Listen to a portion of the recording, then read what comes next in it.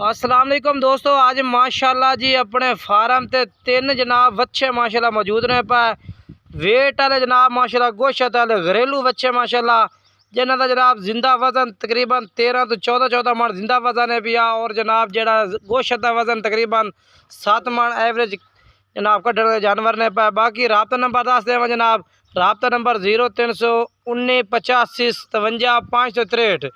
ये मेरा व्हाट्सअप और कॉल नंबर है जनाब, इस तुम रबता करो इंशाल्लाह। बाकी कोई इत्तेहाद भाई खरीदना चाहता, दो दांत ने, कोई चौका छिगा नहीं जनाब, दो दांत ताज़े और चंगे वजन वाले। अगर आते खरीदना चाहते हैं आते खरीद सकते हैं लाइव चेक करके। अगर ऑनलाइन कार्गो करवाना चाहते हैं जेडे शहर को हो गए शहर कार्गो हो जाते थोड़े अलग अलग करें ना। नंबर 0319 85 57 563 इस नंबर से तुम रबता कर सकते हो। बाकी ये माशाल्लाह जानवर ने जनाब तरसले ना तुम चेक कर सकते हैं माशाल्लाह कमाल दी चीज़ा हुसन वालियां। ये जी माशाल्लाह वापस ला जाओ।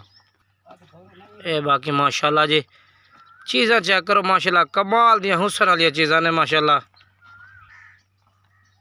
ये जी